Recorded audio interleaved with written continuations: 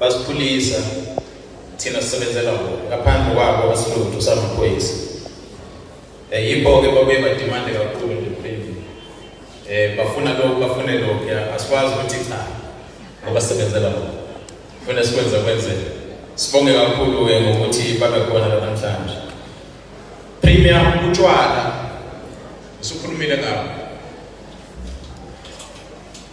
Bangithatha nongqongqoshe abaningi ekhathi kune-looting 2021 utshwala.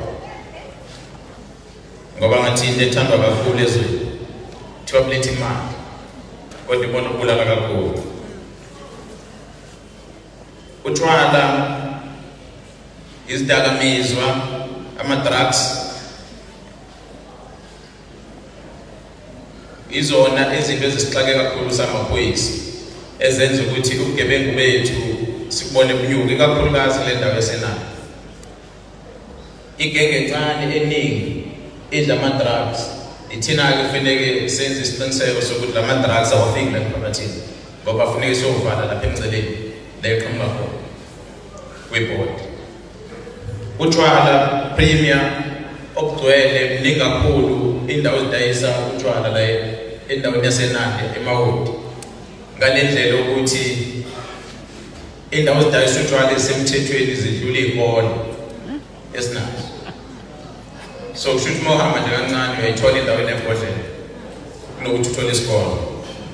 Ingakho-ke iningi labantu bagcina sebephuza kakhulu utshwala bese begcina sebelimala sebegejenga. Into esinenkinga ngayo kakhulukazi endaweni esakhele kuyona ikakhulukazi eMahodi. Abantu premium bahlukunyezwa indawo yokuhlala abahleli kuyona. Izindlu abahlala kuzona aziphephile. Indawo abahlala kuzona zinama-light. Indawo abahlala kuzona zinayimigwaqo. Kanti kakhulukazi iningi labantu abanakule ndawo abasebenzi. Lezo zinto-ke izo zonke izinto ezibangela ukuthi abantu bagcine benza ubugebengu obuningi kule ndawo ukuthi abahleli kahle. Siyathemba ukuthi kukhona kwabanye emisila namhlanje ukuba khona kwaPrima kuzosiza ukuthi abantu bakwazi ukuthi bahlale kahle bangahlukumezeki mhlawumbe bathole nawo amathuba emisebenzi. Uma sibheka amacala premium enzekile kule ndawo yethu yala eNanda ikakhulukazi uma siyazi ukuthi i-crime sibheka ikota nekota. Ngicabanga ukuthi ama-stats lawa kade khishwa ungqongqoshe wamaphoyisa umphakathi uyakwazi. Ngifuna ukuhlehla kancane ngibonise ukuthi kusukela ngo-April njengoba samaphoyisa sohulumeni unyaka soqala ngo-April size soqeda ngoMarch olandelayo. Kusukela ngo-April kuze kube uJanuwari njengamanje le nyanga esiphuma kuyona. Bungakanani ubugebengu esike sakubona samaphoyisa namacala esesiwarejistile emaphoyiseni nokuthi anyukile namazinga obugebengu noma ehlile samaphoyisa. Amacala esiwarejistayo-ke awu-17 esebonke esiwabhekayo isikhathi esiningi samaphoyisa. Elokuqala eliphezulu elokubulala amamele. Sesibheka ukuthi bangaki abantu ababulele ezweni nasendaweni la kuhlala khona abantu. Bese yalandela amanye ahlangana nokudlengulwa kwabantu nokushayana kwabantu njalo njalo nokuntshontsha kwempahla kuze kuyofika ekugcineni. Kodwa okokuqala okubaluleke kakhulu ukufa kwabantu iyona crime ephezulu esibheka kakhulukazi ukuthi ime kanjani.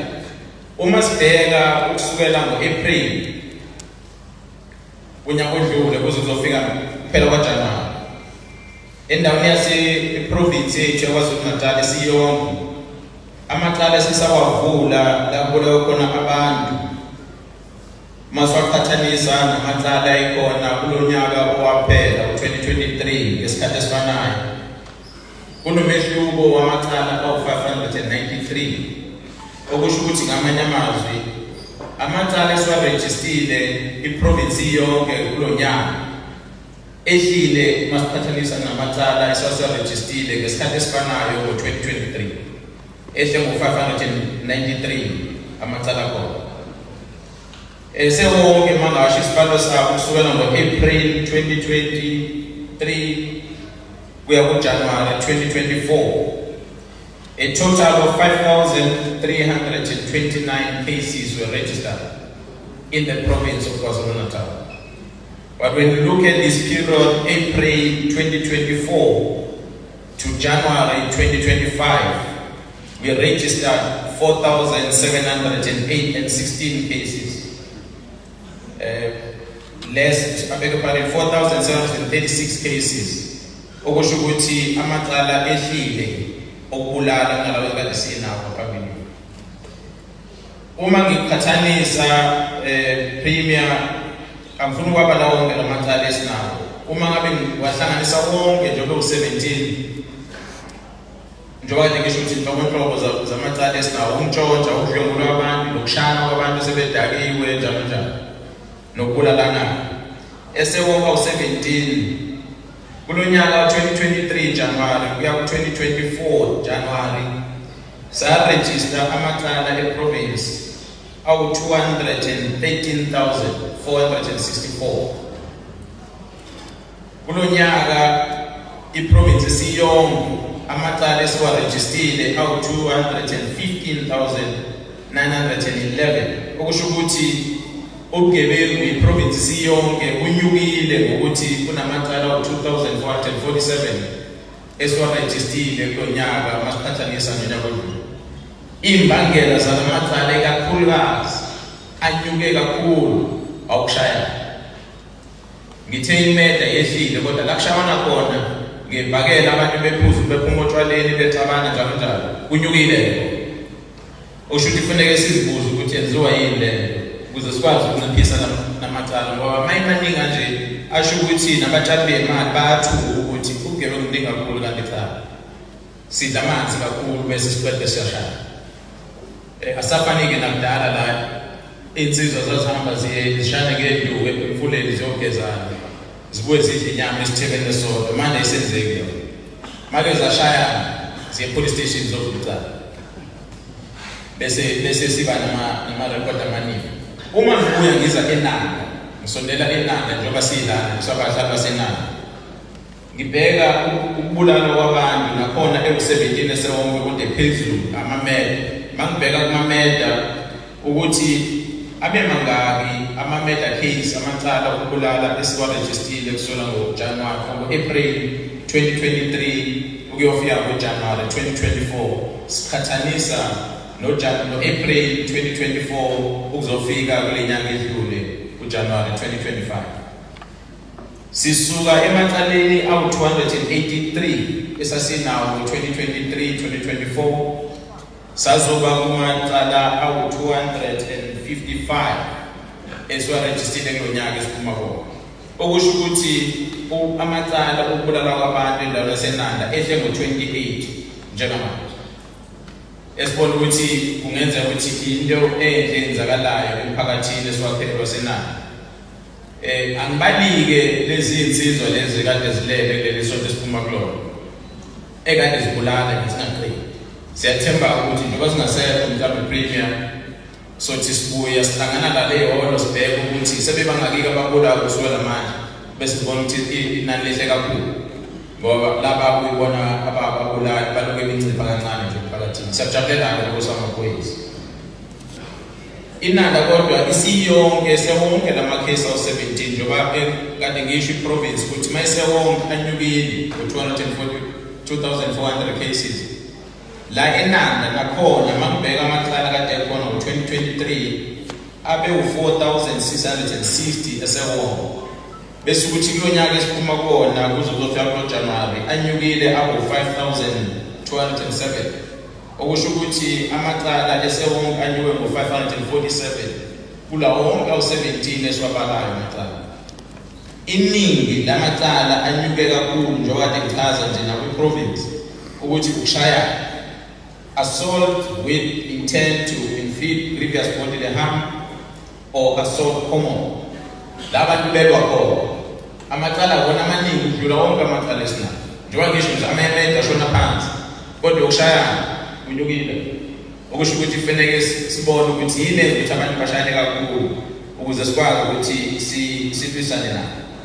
So ilawo nje okuningi ebengithi ngicacise emphakathini njengoba sobe sikhuluma nje namhlanje ukuthi sibheke ukuthi lamacala asihlukumezayo ngoba ukulala kona kodwa yize kuyona ukuhlumeza kakhulu kodwa khona ukulala khona ukudlwengula bese kuba khona nokushaya kwabantu nomjojo kwempahla. Emacaleni lawo ekade sinawo kule period baningi ke sesibabophile abasejele. Siyabopha ke noma ungasekho ejele so ungena emgodini kodwa siyabopha. Ungena nje kwi-record yakho kuthiwa washona uyisibosho. Sisenze njalo ngesamaphoyisa. So baningi ke asibabophile kodwa basaphila uba uncele asigcinele bona ngale emajele. Abasekhona njengamanje abanye basathetha amacala abanye sebegwetshile abasahleli khona laphana correctional service. So service nabo namacala njengamanje abasahleli lapha nabawu-15 ababulali basenanda abasesitokisini njengamanje abakwazile-ke bona ukuthi bamele amalungelo abo ukuthi bangalwisani namaphoyisa ukuze bangaboshwa. Uhulumeni wasuthi ayike siyanithatha-ke njengoba senihluphile siyonigcina lapha correctional service ukuze bakuncele azame ukunishintsha iy'ngqondo zenu ukuze nibuye senabo abantu abashintshile emphakathini. So labantu abawu-15-ke basahleli njengaphakathi abanye-ke sebagwetshwa-ke iningi labo engababhalanga. So ngicabanga ukuthi leyo izosisiza-ke kuphela ukuthi uma ngabe sesikhuluma sesixoxisana nomphakathi sibone ukuthi ubugebengu yize amameda ehlile kodwa ubugebengu wonke nanda busephezulu. Ikakhulukazi ukudlwengulwa kwabantu, ikakhulukazi ukushayana kwabantu. Engicabanga ukuthi lezi zinto engingazibala zokungasebenzi, lezi engingazibala zokungabi khona kwezindlu ezakheke kahle, lezi zinto engingazibala zokungabi khona kwemigaqo, lento engingazibala zokuthi ukukhanya endaweni akukahle ekufuneke kunyuzwe. Kuzosisiza ukuthi mhlambe sifike esixazululweni. Ngithi ngibonge nje ngaphambi kokuthi ngihlale phansi ngibonge ozakwethu esibambisene nabo siyidudula nabo le ndima. Ikakhulukazi laba abazinikela emphakathini ama-patrollers, committing blue, CPF, bonke lama-structures esinawo. Yize nje babuye bayiqinisa kakhulu imvubu sibuye sixabane nabo. Kodwa bona bayasiza ngoba la iphosekela kupha khona libopha ngoba ukhona ilunga lomphakathi elithinta iphoyisa lathi naba bana bese liyafika iphoyisa njengoba belele nje nge-weekend training ngabe bengewona lomphakathi bese ngesibathona. So ngithi umphakathi awushayele izandla ngalokho ngoba kwenza umsebenzi. Ngiyabonga kakhulu.